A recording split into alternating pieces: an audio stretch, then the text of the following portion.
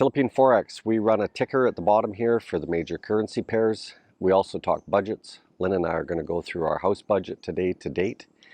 And, what else are we going to talk on budgets? Well, we're going to talk about why the threshold is so important to work within, especially if you've got that minimum budget of 60,000 pesos. And that 60,000, of course, in US dollars is about 1,200 US based on the threshold. And it's about 40 pesos for Canada. And I'm going to digress quickly into that before we get right into the meat of the matter today. The reason for the thresholds, there are going to be long periods where it is below the threshold. And all I have to do is cite 18 months back when the US dollar and the Canadian dollar were below the thresholds for a long period of time.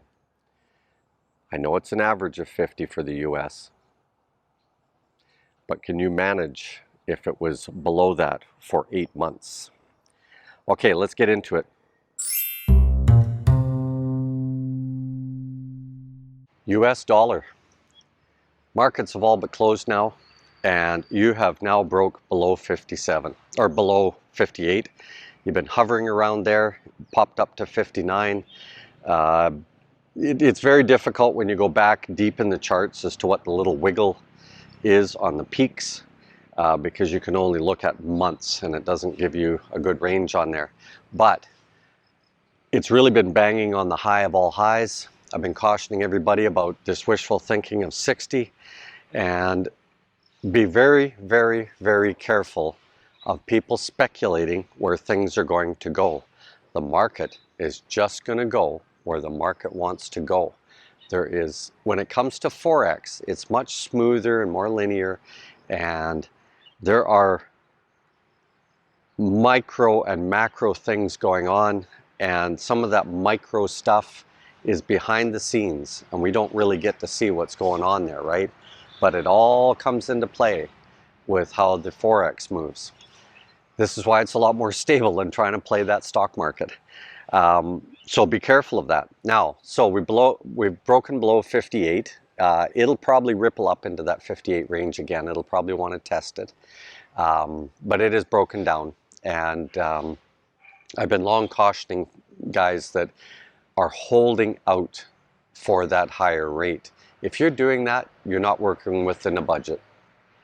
And again, I'm going to cite for any of you that are new watching the house build that I meet a lot of foreigners who go broke because the currency rates go against them for too long a period, and then they get in trouble. And some of them have more than that minimum 60,000 pesos a month, but they get crazy, and then all of a sudden maybe a check doesn't arrive at the same time it's supposed to, and all of that type of stuff, and they're broke for 10 days. I kid you not. I kid you not. I've experienced it in Cebu City, and I've experienced it in Angeles more because we live there more. But foreigners go broke here all the time, guys. You got to learn to save. Sorry, being firm, but you got to learn to save. Whew, had to move into the shade. It's getting a little hot there. It's only 8:30 in the morning or something like that. Anyway, all the other currencies, Canada, you're still above the threshold. You're still wobbling around that, 42, 43 range, kind of wiggling in and out of it. And the euro, you're now comfortably above the 57.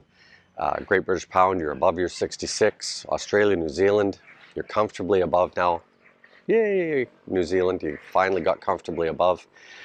So, like I say, now is the time to send above that threshold, and you save every centavo above the threshold. Let's get into a little bit of that.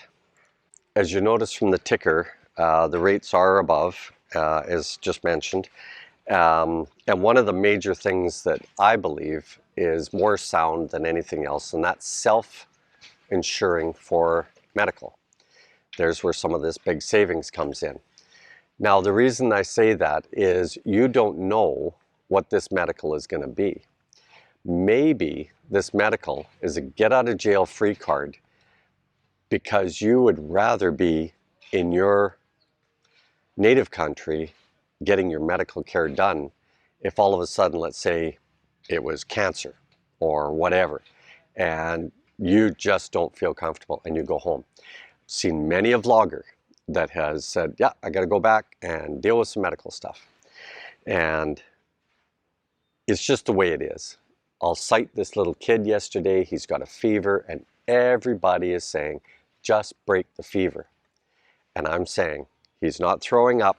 He's not got a cold. He's got none of the typical signs of what's going on. The fever is biologically there for a reason. Why are we breaking the fever? We've got to find out why. Did he pick up a water parasite? What did he pick up? He's got a fever running for 3 days now. Always breaking with paracetamol. Oh my goodness, people. And that leads into, do a little homework on medical, guys, on various herbs and plants and stuff like that that you can do to help keep yourself a little bit on the sounder side of the ledger rather than using big pharma. Okay, let's get into our house budget. Well, here we are. We've got Lynn and she's going to run our budget for us. I'm in the small chair. The baby chair. The baby chair. Yeah. Okay, so let's get started here, Lynn. Week 0. Yeah. From week 0, well, like our total expenses is 27,000 roughly, and that consists of the start of the electrical connection. Right. So until the week 2, which we spent 122,000 roughly, but that consists of other stuff, including the electrical connection as well. Like we spend on week 2, we spend roughly 40,000 pesos for our electrical. Yeah. That's the total, like, to finish. And that's week 0 and week 1. Week 0 and week 1. Yeah. Okay.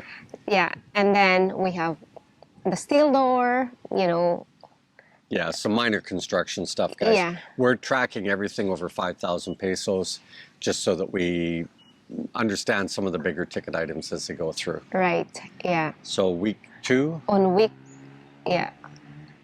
Oh, yeah, on week 1, That's week 2, right? Yeah, week 2 is actually 214,000, total cost, because we started the construction on that day. Even on week 1, we started the construction as well. So we are buying all the lots of necessary 12 stuff. bar and concrete that week. Yeah. And so it was a big ticket week, guys. Sand and gravel. And that stung. That's right, yeah. Well, it incurs, and then we are on week 3. It's really, Week 3 it drops substantially. Yeah, it drops substantially because, like, we just have the tiles. Our expenses for week 3 is only like roughly 100,000 pesos, but still that costs, like, for construction. Right. Yeah, and the wages on that day, because we have I think roughly 10 workers on that on that week. So we have like 25,000 pesos, in wages. Yeah, for 6 days. Yeah. Yeah, and then on week 4, like, we have 89,000 pesos, week budget. Yeah. And that, now, in week 4, guys, we were starting to move into the garage here now. Yeah. So we bought things that will be long-term for the house. Yeah. So not only is this house budget, but it's also getting ready budget. So in there was a mattress and the fridge and getting the frame for the bed was welded and that type of thing. Yeah. Yeah. Yeah. And there was 2 days off that week for the typhoon. Right. Yeah. Because we got rained out. So we didn't pay much of that wages. So we're on week 5. Week 5. Yeah, like 58,000 pesos. More days off. Yeah. Oh, it's painful. 2 days off. Yeah. Okay, so only, 58,000 that week? Yeah. Yeah. 58,000. Yeah. And that week, because of the days off, we actually ordered some sand and gravel and a couple of other things because the Halloween break was dry. And we want to beat 50 bags of cement. Yeah. Yeah. Yeah. So we had a fair amount of expenses, but the wages were considerably down to 13,000 pesos. Right. Yeah. And then this week? On week 6, which is this week, this is the week 6, day 6 today. So, we only spend like 87,000 roughly. and the wages is 22,000 pesos. Right. Yeah, for that, and then we have rebars that cost us 36,000 36,000 for in the 12 rebar. mm and the 10 mm. Right, because we're starting the upper beams now. So, Right, yeah. And we have cocoa lumber. Yeah. Yeah, and coca lumber's a death nail here. If I knew that we were doing more than, say, 2 builds, I would invest in some staging. The coca lumber is going that's to a be a good killer business. here. Yeah. You're just throwing money straight into the garbage in many Right. ways, because Yeah. it's something you need, but you're not going to use it long term. Right. So let me recap something on the wages here, guys, just so you have a little bit better idea. So in that first week, we had a 12,000 peso budget for wages. Yeah. That was based on a partial crew, etc. Yeah. And that was 245 US or 300 Canadian for the wages. So skipping ahead to week 6, we're at 22,800. Now we increased the crew a little bit to work on the driveway, but again, this is just straight bull labor, right? So bull labor is 350 pesos a day, okay? So when I first started doing this project, I would lose my cool when I would see the guys kind of taking a break, as it were, and having conversations, but Just you got to standing and pace not yourself working. in the heat. Yeah. You got to pace yourself in the heat. Yeah. And again, when you look at we're talking under $10 a day for wages, right? So sorry if the camera's moving and you notice that, guys. It's windy here. Wind is really going today. Yeah. Anyway, so at 22,800, that translates into 460 on a 6-day work week and 575 Canadian. Now I want to point out that we run 3 Masoons. So if we only had 1 Masoon, the offset for us having 3 is 2 extra guys at a higher wage. Well, in US dollars, that works out to be $18 a week. Whoop-de-doo. Or $22 Canadian, roughly. Okay? So, I think you can understand where we would rather be the foreman on a small project like this, rather than having a foreman and a whole bunch of laborers, because the Masoon still wants to do his job. Yeah. And as we found last year with our foreman, he was kind of interfering with the basic Masoon.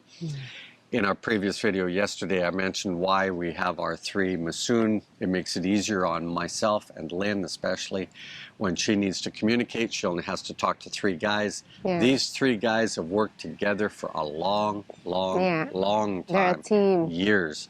Yeah. So they just kind of even just look at each other and they have an answer right away. Makes it easier on us. Yeah. And we're doing a bit of a pay it forward. We're making sure that these younger guys get some tool time and stop being helpers. They are more than helpers. They've got to be able to move on to be the next generation. Okay, guys, that's our Forex budget for this week. We got somebody rolling in. Maybe he's going to try and sell us something. Boko juice. Boko juice. Okay, guys. Boko juice? Oh, boko juice. Okay, later, Gators.